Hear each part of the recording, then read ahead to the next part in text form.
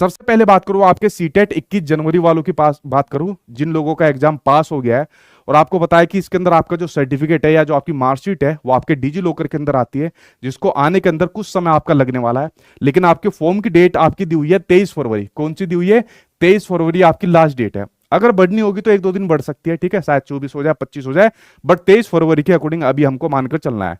लेकिन जब तक आपका सर्टिफिकेट या मार्कशीट डिजी लॉकर के अंदर आपकी नहीं आएगी, अगर ये नहीं आएगी तो सीरियल नंबर के अंदर आपको क्या बनना है, जो आप लोग फॉर्म अप्लाई कर रहे हो उसके अंदर ये आपको क्या बनना है, ठीक है। देखिए, दो चीज आप लोग यहाँ पर अप्लाई कर सकते हो। ये तो आपको पता है एप्रिंग वालों को बीपीएससी ने मना कर दिया था, लेकिन सीटेट का रिजल्ट आपका 15 फरवरी को आ गया था, यानी जो इशू डेट इसके अंदर आप लोग भर रहे हो, मान लीजिए 15 फरवरी आप लोग भर रहे हो, तो 15 फरवरी को आपका रिजल्ट आ गया था, तो आप लोग क्वालिफाइड तो कर गए, ठीक है, और आप लोग इसके अंदर शामिल भी होंगे।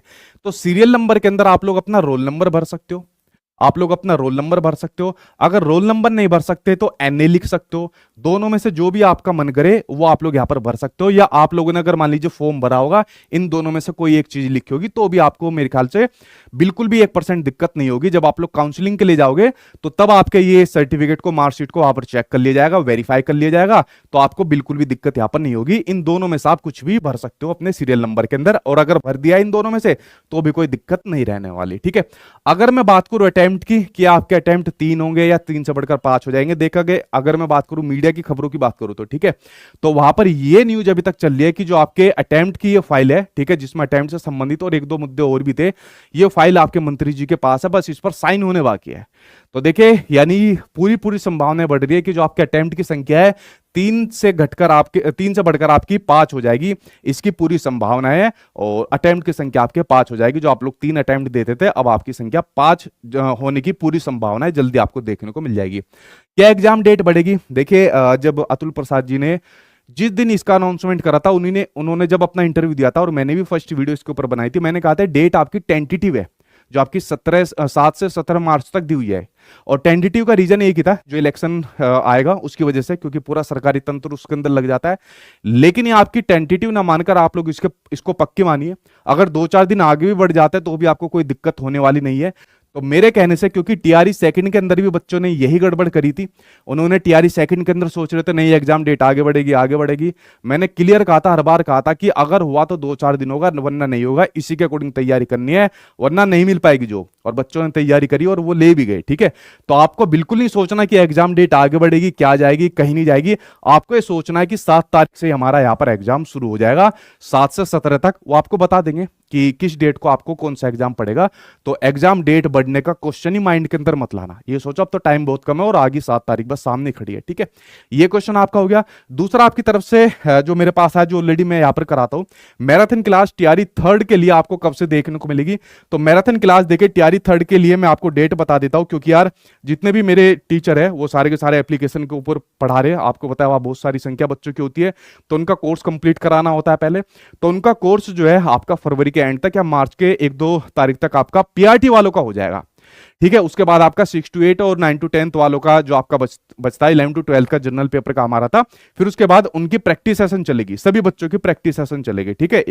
तो आपकी मैराथन क्लास जो शुरू हो जाएगी मेरे यूट्यूब चैनल पर, वो आपकी या तो 28 फरवरी से शुरू हो जाएगी या 1 मार्च से शुरू हो जाएगी। इसके बारे में एक मैं वीडियो बनाकर आप लोगों के लिए डाल दूंगा। तो ये मैराथन क्लास होगी। ये मैराथन क्लास आपकी ऐसे नहीं होगी कि 2-4 घंटे की मैराथन क्लास होगी, कोई 5-5 घंटे की, कोई 10-10 घंटे की, इस प्रकार की बड़ी मैराथन क्लास होगी। और इस मैराथन क्लास को सभी टीचर्स के साथ, मैंने 2-4 टीचर बचे हैं जिनसे डिस्कस नहीं किया, वरना सभी से मैंने डिस्कस कर लिया कि मैराथन क्लास का कैसे फॉर्मेट होने वाला है, क्या प्रारूप होगा। अगर हमको एनसीईआरटी सारी करानी है तो कैसे स्टेप बाय स्टेप सभी चैप्टर को कराना है, ठीक है। मान लीजिए आईएनएम करानी है तो कैसे कराना है।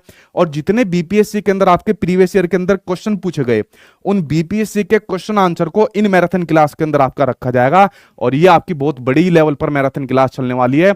टू द पॉइंट चीजें इसके अंदर आपको पढ़ाई जाएगी और बहुत इंपॉर्टेंट आपके लिए होने वाली है, जो आपके 28 फरवरी या 1 मार्च से शुरू हो जाएगी, ठीक है। तो देखिए, जितने भी आपके मोटे मोटे क्वेश्चन थे उनका आंसर मैंने यहां पर दे दिया। अब आप लोग इनमें से किसी भी क्वेश्चन के चक्कर में दोबारा मत पढ़ना, दोबारा मत पूछना, ठीक है। अब तैयारी आप लोग कर दीजिए अपनी, 7 तारीख के अकॉर्डिंग कर दीजिए। मान लीजिए 1-2 दिन आगे पीछे जाता भी है तो आपको टेंशन नहीं लेनी, लेकिन इसके अकॉर्डिंग आपको तैयारी करनी है, ठीक है। देखिए, सबसे पहले अगर मैं आपको दिखाऊं यहाँ पर, तो आप लोग देख रहे हो ये आपका पूरा का पूरा ब्यौरा दिया हुआ है।